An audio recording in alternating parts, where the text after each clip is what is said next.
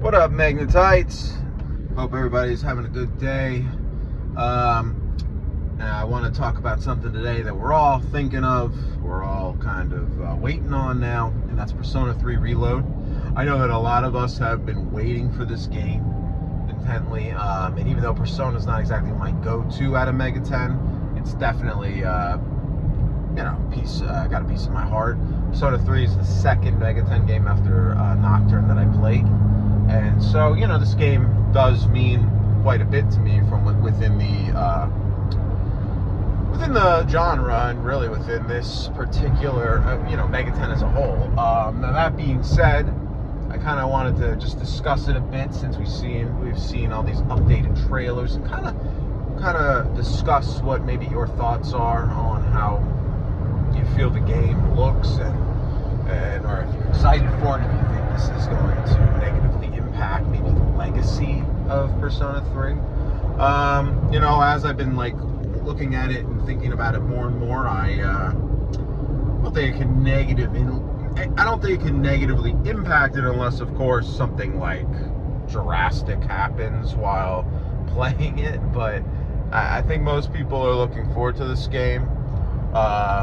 I think most people are excited for this. I think the updates and the changes are going to be great. I know people are disappointed about not having the female main character and also not having a lot of the FES content, even though, to be fair, and I'm cool with the answer, but everyone else seems to shit on it, so I'm kind of surprised that people are so bummed out about not having that. Now, obviously in the main game there are a few additions and changes with FES, but I think that what will probably happen realistically is we'll get a DLC patch that'll probably add anything that we're missing from FES at some point. I don't think it'll be like a forever situation. I'm sure that we'll get something to effectively give us that piece, but Atlas will want to make their $10 or $20 or whatever on their costumes and bullshit, and then give you the FES stuff and maybe hopefully a little more story content and things like that. Now, that being said, I've looked at some of the trailers and I want to know what you guys think. One thing that SMT3 is known for is having a little bit more of a dark vibe to it, a little bit more creepy. However, the vibrant colors kind of dull that creepy vibe, I think. But then, you know what? When you go into Tartarus, I have to admit, it not just being like a repetitive blue screen also kind of makes it feel a little more creepy. So I mean, maybe it will be creepy in the right places. It'll be darker in the right places as far as giving that spooky vibe. But I mean, to me, it's neither here nor there, because I always just felt the game was a great game. I never really noticed it being any more creepy or serious. That a lot of people say it's like the more creepy, serious one out of the Persona games, and I never really noticed that, to be honest with you. I always felt like it's a Persona game. I mean, if anything, Persona 2 kind of has a creepy vibe to it. I mean, even Persona 1, especially the Snow Queen quest, is a creepy vibe. I mean, these games, have their areas where they're creepy, and then when they're all friends, hold the power of friendship tropes and whatever. I don't know. I never really got too creepy of a vibe from the game, but I think the game looks really good this time around. Again, like I said, it's got those vibrant colors, and it's a little bit more,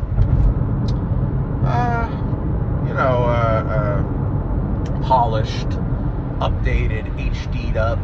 So I definitely think that's a look, and I might take away from certain aspects, but I think where it takes away, we also get a lot of addition.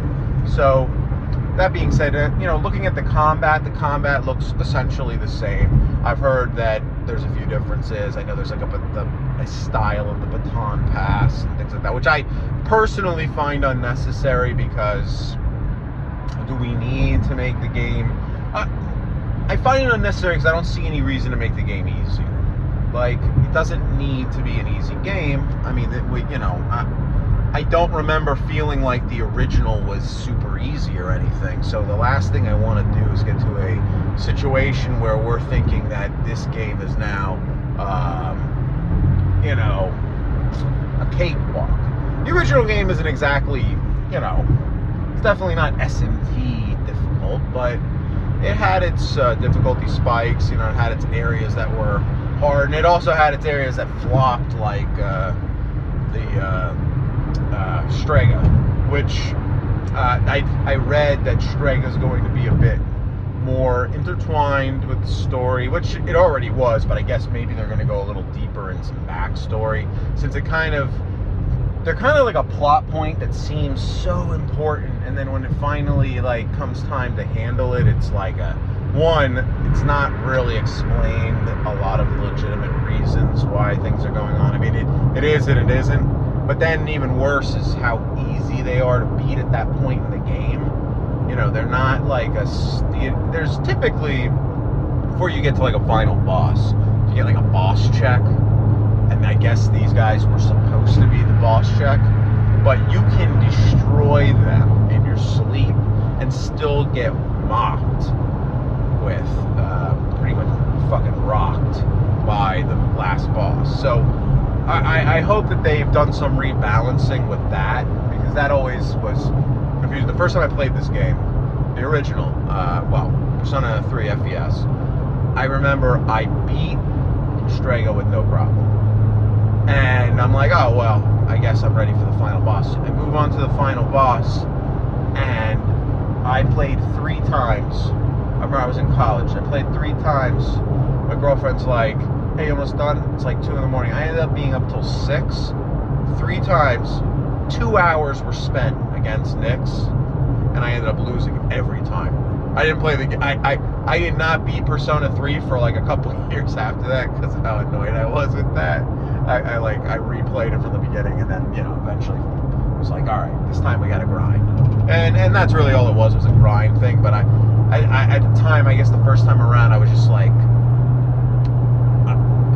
I got so destroyed after beating Strega that I thought maybe it was just something I was going to need 20 more levels for, and I was just in college partying, having a good time. I didn't want to dedicate that time, but later on I found the time to play it, and I ended up beating it pretty easily. So it was a mixed bag of difficulty for me, because at first I was like, man, game was fun, had its difficulty spikes, and then boss was just impossible. But then I played it again, and maybe it's because I played it again on portable. I don't know that I think because I played it again on portable, and having your full team control made it a lot easier. Now that's another thing that I hope they fix, the rebalance. Not having full control of your teammates, it definitely makes the game easier. So that's why I'm hoping they add a little bit more, they make it a little more difficult. So this way they can build up that level of, you feel a level of reward when you're winning these battles and winning these fights. And it's never fun when you just glide through the game. And I think it was Persona 2, Eternal Punishment. Do not play that game unless you can't just watch. Or, well, if you're going to play that game, play it on PS1, like an emulator, ROM, whatever. Because playing it on PSP is you just glide through it. There's no difficulty spikes. There's nothing. It is a sleep in the park, and it's boring that way. The battle system is not engaging enough to be that easy. So, but getting back, that's completely irrelevant to this video.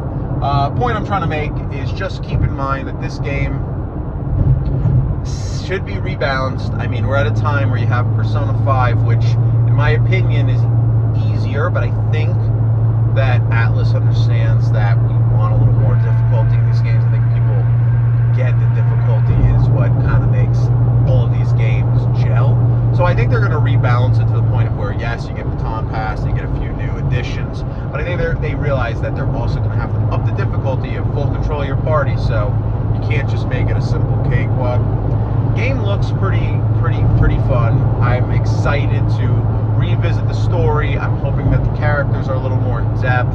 I'm hoping that, again, we get a lot more with Strega, and maybe they have a lot more meaning behind them. We'll see what they do with the whole Shinji portion, if, you know, how everything goes down with him.